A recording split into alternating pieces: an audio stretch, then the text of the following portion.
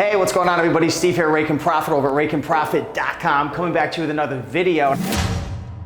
And I'm here with my good friend Eric. What's going on? How's it going? A pleasure to be here. Hey, fantastic, man. Fantastic having you. I just moved to Miami a couple months ago, and we connected. And I didn't even realize. I actually saw him on Facebook, and I was like, holy crap, this guy is crushing it with sports cards. You've done over, what, $1 million in sales? In the past couple years, over $1 million in sales. And we connected, we got on a call, and I was like, man, I want to bring you on my YouTube channel. And I actually had you on my channel a couple days ago, sharing your story, and man, people loved it. The comments were just going crazy. There were so many questions, and it's a real privilege to have you here, man. So what we're gonna be covering in this video are the 11 mistakes that people commonly make when they first get into buying and selling sports cards. Basketball, baseball, football? Football. I mainly deal with basketball, baseball, and football are my three biggest sports.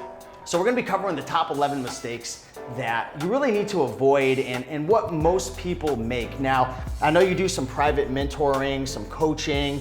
We also have a free workshop as well. Make sure to join it. It's RaikenProfit.com/cards. We're gonna be posting a whole bunch of videos. We have a whole workshop of videos. So if after you watch this video and you're like, wow, I wanna learn some more, like we have all this free content for you. So be sure to sign up for that.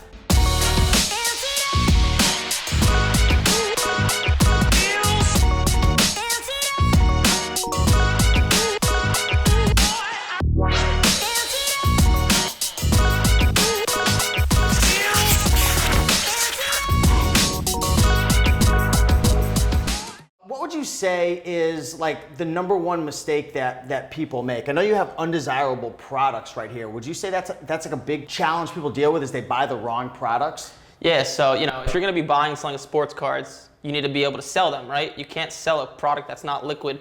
So what I mean by undesirable products, this takes a little bit of experience and just a little bit of being in the industry, but I'm gonna give you guys an example. So a good example would be baseball. Let's say you have a baseball rookie card. You don't wanna be buying Panini. Panini doesn't have the license for the MLB. So if you ever look at a Panini Prism baseball autograph, the logo is not on the player because Panini doesn't have the license. They don't have the right to that logo. And for that simple reason, people don't like to buy unlicensed products. They like to stick with tops like Bowman Chrome, Sterling, products like that where the logo is actually on the card. So that's kind of what I mean by undesirable products. And that's kind of like the brand, right? You have the tops, you have the Bowman. When I used to buy and sell cards when I was just a little boy, I remember I was dealing with like Flair, Upper Deck. Are those all like products? Is that what a product is? So by product, I'll give you guys examples of products like Prism, Bowman Chrome, Topps Definitive, all these like sub-products within the big company.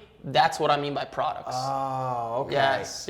I remember there was a brand I used to deal with. It was called, I think Donruss? Yeah, so Donruss is its own like kind of separate thing. Donruss, the biggest Donruss product is called Donruss Optic. And then there's regular Donruss. That's a little bit, I'll speak about that a little bit down the road. But yeah, that's a type of product. So when you first got started, because you've been doing this for what, like over 3 years now. He's only 22 years old, which is crazy. $1 million in sales, over 3 years. What, you're 22 now? So I actually started August of 2015, the month before I got into college. So I've actually been doing this for about 6 years, is that? Maybe a little under? Yeah. So that's how long I've been buying and selling sports cards, but it really, after a couple years, a combination of me getting better at it and sports cards getting bigger with, the NBA pushing their stuff overseas in Asia and Europe, and the legalization of gambling, sports cards is just getting bigger and bigger, which helped me out. So as I was getting better at it, sports cards was getting bigger and there was more and more money involved in it. So that the past 3 years, I'd say, is really when I kind of took off. So let's real quick, what would your top product be with baseball cards, football cards, and basketball cards? Okay, so with baseball, it's very black and white. Bowman Chrome is the best product for baseball. Now, Bowman Chrome, these rookies sign these cards when they're 17, 18, 19 years old in the minors. And for that reason, when they get big in the majors, when they're 22, 23, they explode. So baseball, very simple, black and white, Bowman Chrome. Basketball, I would probably have to go with Prism. So a lot of Prism is actually not autographed, which sounds a little bit weird, a not autographed card being worth a lot. But I was in 2018 when Luka Doncic started to get big. That's when Prism really started to take off. The first Prism cards were in 2012. And in 2013 was Giannis's Prism. That gained a little bit of steam. In 2017, you had Donovan Mitchell and Jason Tatum. They got pretty big. And then when Luka Doncic hit the market, people couldn't get enough Luka Doncic. Exploded. A combination of Americans loving him. He's from Europe as well. And overseas in Asia loved him. And just that whole combination, it really took off. So for basketball, I would say Prism because they are worth a lot and they're super liquid. And the last sport, football. Now, football has two, I would say, national treasures and contenders. I personally would like to stay with contenders because contenders is more affordable. There's more of them, and it's just more liquid. You can move them. If you would ask me, would you rather put $5,000 into a player in national treasures or contenders? I would go with contenders. I just think they're more liquid. So that's my big three, I guess. Cool, awesome. Mistake number 2, undesirable players. So we mentioned, staying away from undesirable products that aren't licensed. Undesirable players. So let's just say somebody's watching right now and they're like, wow, I'm watching all these videos. I joined the workshop, hint, hint, and I want to get into buying and trading cards. Obviously, you've got to start buying players, right? You've got to start focusing on players. Correct. How do people, and the people that you coach and mentor, and even some of your friends and stuff, or when you got started, how do you know, like, if you're choosing an undesirable player? Okay, so it's kind of what you think. So I'll give you guys an example. In basketball, you want to be buying people that are marketable and likable, like Steph Curry, Zion Williamson. You see these guys in all sorts of ads. They have big sponsors. People just like them. And I'll give you an example of probably somebody, I'm not saying don't buy him, but somebody who I would stay away from. So somebody like DeAndre Ayton. He's a very good rookie. He's on the Phoenix Suns, but people just don't like post-up players. They like to see the three ball. They like to see the excitement, the dribbling up the court, the big dunks. So that's kind of what I mean by undesirable players. Don't buy people that aren't marketable is my best way to say it. And what happens when, say for example, because I'm not like the most knowledgeable when it comes to trading cards, let's say that I buy a couple of whoever, a couple of their cards, and maybe they turn out to not be popular, they turn out to be undesirable. What typically happens? Do these prices usually crash? So, like I just talked about DeAndre Ayton, he's just somebody I would stay away from because he's a little harder to move. There's just less DeAndre Ayton collectors out there. So, I mean, a market will only crash if either a player gets a catastrophic injury, they get benched, they retire from the league like you saw with Andrew Luck, then a market will crash. I'm just talking in terms of, people who I like to stay towards the more exciting players that dribble and shoot the three-pointer like Trae Young, Luka Doncic, just because they're movable. If you want to get into this business, you're in it to make money, and if you make money, that means you have to be moving cards. It's easier to move cards of players that, have a bigger market. So, Eric, in the live show that we did, we talked about how people could literally go onto eBay and buy raw cards. Essentially what raw cards are just cards that are not graded, right? Mm-hmm. Is that the definition of a raw card? A raw card is just not graded yet, yes. Yeah, so we talked about the opportunity of buying raw cards on eBay, and a lot of times you could find them undervalued. Obviously, eBay's a bit more competitive. We're going to talk about in other videos in the workshop, how to be able to find undervalued, raw cards and different cards that you can flip and grade and make more money on. But a lot of people, they fall into the trap of buying damaged raw cards. So how do you avoid buying damaged raw cards? What do you look out for? What's like maybe a tip that you could share with everybody watching? So I'm going to kind of combine 3 and 4 here. So damaged raw cards. So one thing, if you buy a card that is damaged and you get it in from eBay and it wasn't mentioned in the description, you have the right to return it. eBay has a big buyer protection policy. You could return it. So, but if you're going to buy a damaged card from somebody on Facebook or Instagram, you're kind of out of luck. Kind of stuck. You have to ask the person. I like to ask what kind of condition it's in, how the person obtained the card. It gives me a much better idea of what the condition of the card is. And buying old raw cards, so what I mean by that is if you're going to grade a card, and it's cards that are newer are in better condition because they've been in circulation and they've touched less hands over time. They're going to be easier to grade because they're in better condition. Let's say you have a 2013 Bowman Chrome Chris Bryant card, right? That's been in circulation for 7 years. There's been a reason it has not been graded yet in the past 7 years. People aren't dumb. They know grading a card makes the value increase. So if it's been in circulation for 7 years and it's not graded yet, you kind of have to use logic and say, there's a reason it hasn't been graded yet. Interesting. So that was a good way of killing 2 birds with 1 stone. Let's talk about overpaying. I'm assuming you meant overpaying for the market price. Yeah, so like overpaying market value. So there's tools, all over the internet to look at recent eBay sales, and you can go on eBay as well and use it, and use recent sales on eBay to your advantage. But it comes with a sort of logic as well. If a player's on the uptrend and the last sales on a card are like 300, 350, 375, 380. You could afford to pay 370, 380 because he's going up. Yeah. Now, if it was vice versa, 380, 370, 330, 300, you don't want to, if the last sale was 300, you don't want to pay 370. The player's on a little bit of a downswing. So, use the tools on the internet, use recent eBay sales to evaluate a player's market value. That's what I do, and it works out pretty well. Yeah, we actually have a video that's in the workshop that covers all the different ways that you go about determining the value of a product. So be sure to get into the workshop. How often, Eric, do you see like a value of an item declining? I'm an eBay seller. I sell on eBay, I sell on Amazon, and we use things called Keepa charts, eBay sold listings, to be able to kind of get an idea of what the market's been doing over time. And sometimes, like for example, let's just say this was like a Pendleton t-shirt, which is like a really popular vintage clothing brand. Sometimes they'll go down in value, and other times they'll pop back up because they'll start trending and kids are starting to wear them and different things happen. How often does a player or a card turn around because maybe they have a great next year, or for some reason, like are there outside forces that will like turn around a devaluing card, or a lot of times is that trend just like keep on going? So my best answer to that is, so sports cards, you'll hear me say this a lot, is a business built on hype, momentum, and emotion. So I'm going to talk about this in some other videos, but in the off season of a sport, so let's say basketball, the sport runs from early November all the way up until early June. In the off season, in July, August, these players sell for less just because people want to, dump these cards and start buying the sports that are in. Football's coming out. Wow. There's baseball. That's all hype. It's all hype. It's all hype. And, when you would take advantage of this and buy players in the off season, and then as the season comes closer, you can literally do nothing and just sit on your investment, and the price is going to go up every single time because people are excited that the season's coming back. That's a big part of how this market works. Interesting. I didn't realize that. That's really cool.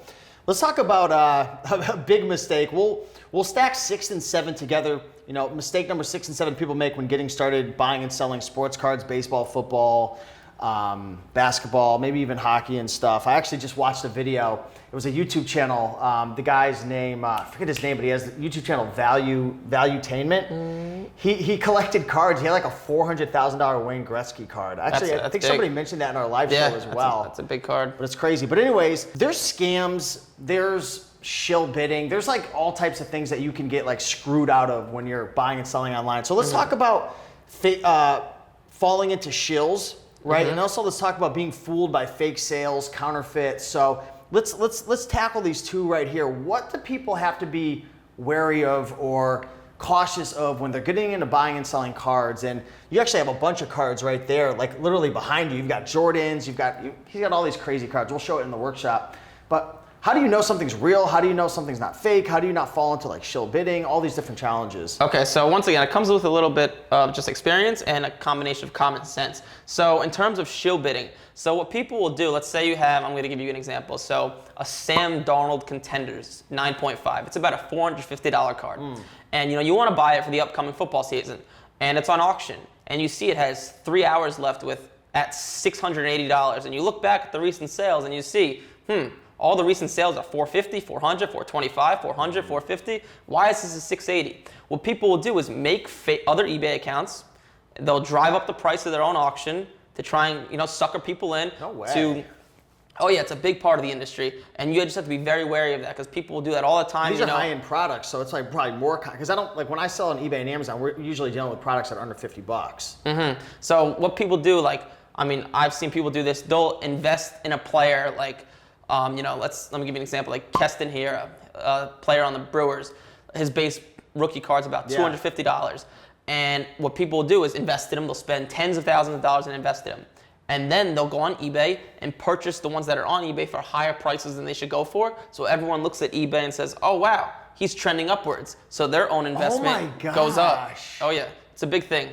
This is a greedy industry, I guess, to say the least. There's a lot of stuff like that goes on. The same thing even like parallels in real estate, right? So like in real estate, like the way that most people determine the value of a property is based on what's known as comparable sales. So like you could go into the MLS with a real estate agent and they're like, all right, well, it's fair to pay $250 because that house is sold for this, that house is sold for that, that house is sold for that. And everyone's on eBay looking, and I'm sure all these websites that you use that we're gonna go into are pulling data from eBay, and it's showing the uptrend, but it's just fake. Oh yeah, and so a lot of times, you know, short term. On MLS, when you're comparing sales, these are all verified sales. On eBay, they're not. You could click buy now. Yeah. And then the sale will pop up as sold, but you don't have to pay for it. So you can just press buy now, not pay for it, and it looks like somebody paid for it. And this is what it's sold for. So, you know, you just have to watch out for all sorts of stuff like that. It happens all the time. You just have to use common sense and look back farther into the data. I was just going to say that. And stuff like this does happen. You know, players do increase. If a player hits 5 home runs in 6 games, his value is going to go up. So, you know, use a combination of past data plus what the player is currently doing. Because, you know, players do go up in value. You just have to, you know, use both. And I know Michael Jordan's been going up a lot lately. Oh, yeah. Someone was talking about it being the documentary that's coming out. Yeah, like I said. That's hype. Hype, emotion, and momentum. Just because this documentary is coming out, and on top of it, you know, we're quarantined right now, and no one's doing anything else. This is huge. Sunday night, I'm super excited for it. 9 p.m. Sunday night Eastern time, but people are going nuts for it. And for that simple reason, his value is almost like doubled. What's going on with the Kobe cards? Rest in peace. We're gonna make this just a short segment, but it just like brought an idea. Are those things still going up, or is it like, is the hype over now? Like, So what happened to Kobe Bryant? Obviously, it's horrible. Yeah. But the day he passed, his value went up about 3 to 4x. All the cards, and I think they've taken a little bit of a 10% decrease. I'm not too up to date on Kobe cards, but that's usually how it works. When there's a big spike in the market, it hits that spike, then it goes down by like 10-20% and kind of stays there. So he's went up a lot. Like, he's probably from before his passing to after, it's over 2x. Did you have any Kobe's? I had a couple, nothing crazy though. I had a couple lower end cards. Let's talk about counterfeits. You know, I buy and sell a lot of clothing on eBay. A lot of people that are following me, maybe even in this workshop, followed me from my clothing days, going to thrift stores, garage sales, buying and selling clothing. And a lot of clothing's counterfeited. You know, even like Gucci, Supremes, a lot of women's purses. And there's ways to be able to identify if something's real or not based on the tag, the fabric, the stitching, like when you touch it and feel it, like the quality, right? And there's guides out there that can help you. How does someone like myself get into, you know, maybe I'm going to buy a $1,200 Jordan card, or I'm going to buy a $600 whatever. You know, who's this, the Zion? Everyone's buying the Zions right now, right? How do I know it's real or fake, or if it's like something that is like sketchy from China? No offense, but like there's so many bootlegged items coming. Like, give me the 2 cents. I'm like, what do I? So modern day cards are almost impossible to counterfeit. I've never come across one. The modern day autographs, they're out there, I'm sure, but the modern day autographs, you know, these are licensed autographs. They're almost never fake. Now, vintage cards, like perhaps the most faked card of all time is the 1986 Fleer Jordan. It's been faked all the time. Oh yeah, tons of them, and you have to be careful.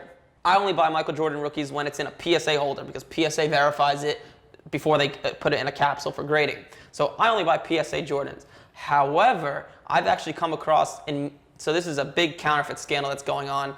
So I once bought a PSA 7 Jordan like a year or two ago, and what happened was I bought the card. I think I paid like $1,200, and I bought it from a card show, and I came home, and so what happened was this was a real Michael Jordan card, and somebody slit the bottom of the case, took out the real Michael Jordan card, put in a fake one, glued the case back up. This is a big scandal that happens in Mexico, I heard.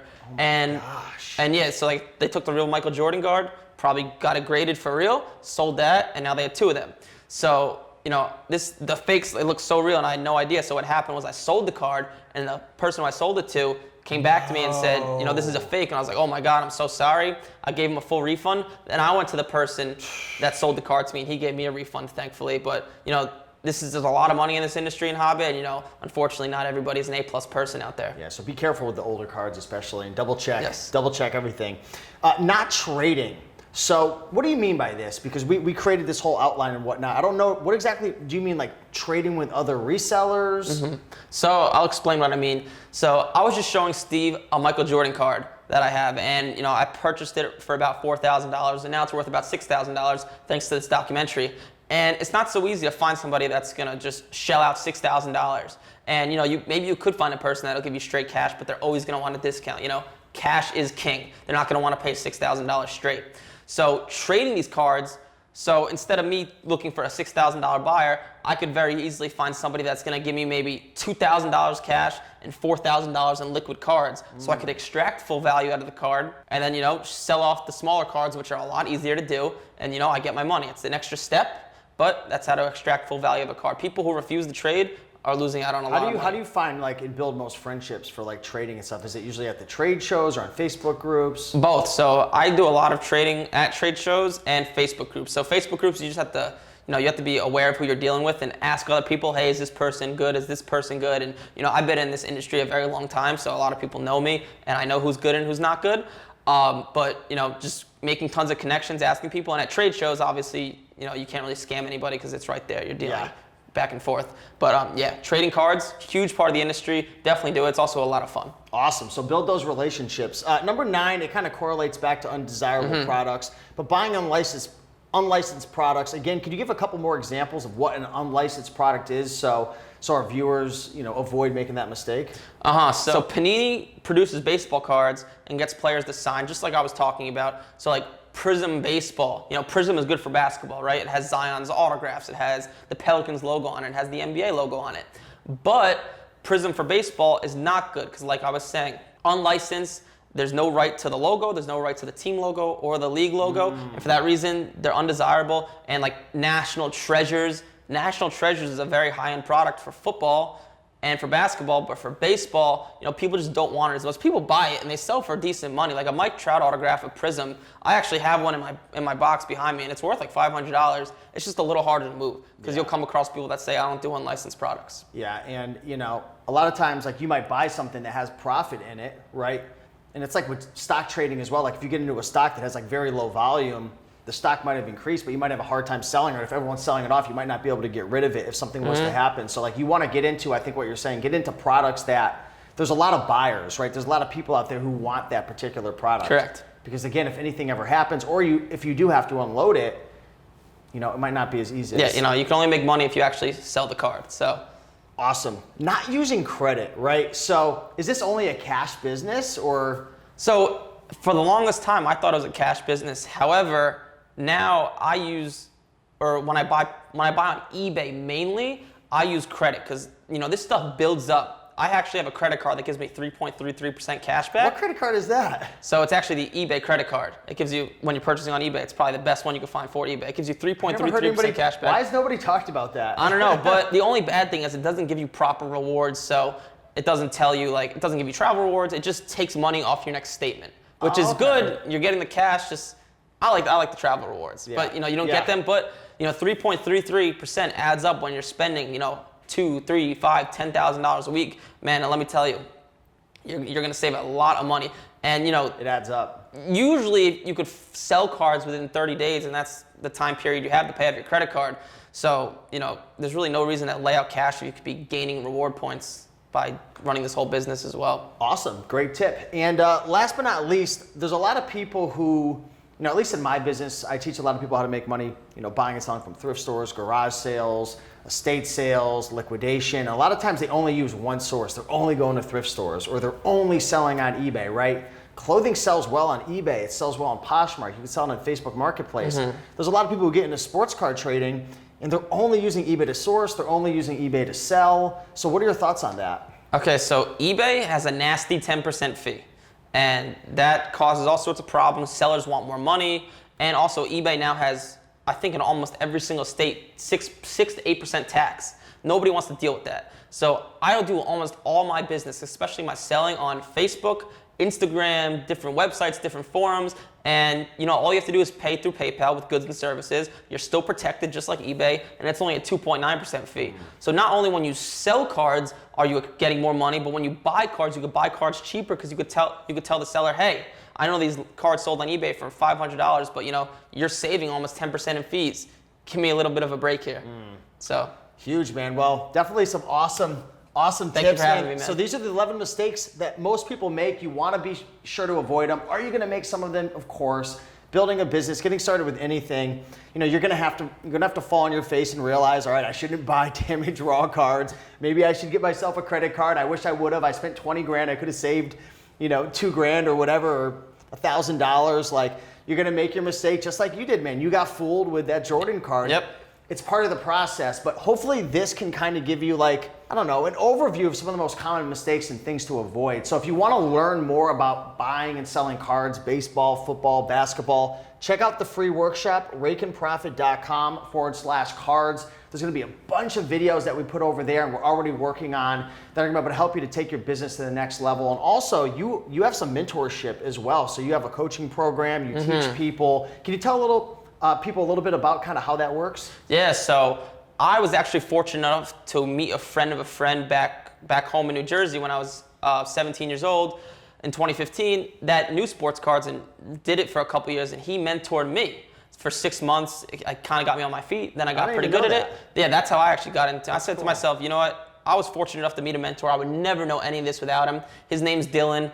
And, I said, let me give back to the world because sports cards is only getting bigger. This is a great business. A lot of people resort to sports gambling, which you're going to lose 95% of the time in the long run. Let me give people, another way to get their money involved properly with sports. Let me give back to people the opportunity that I once had. So that's kind of my basis for my mentorship. And it's really a lot. You get a ton of live support. You get live feedback from me. So, you're given every single piece of resource and support to succeed in the world in my mentorship program. Yeah, and they also have, what's really cool, they have it's like a group chat where everybody's in it's like a Facebook Messenger. So anytime you have questions, if you buy a card or you're looking to sell a card, all your students are posting in it and you're responding back and everything. So if you want to learn more about that, I would recommend just join the free workshop, go through some of the videos, see if this is something that inspires you, interests you, but it's definitely a great opportunity and you can learn more there. But yeah, appreciate you coming on. And thank you, man. We got a lot more videos to record, so join that free workshop and we'll see you in the next one. Peace.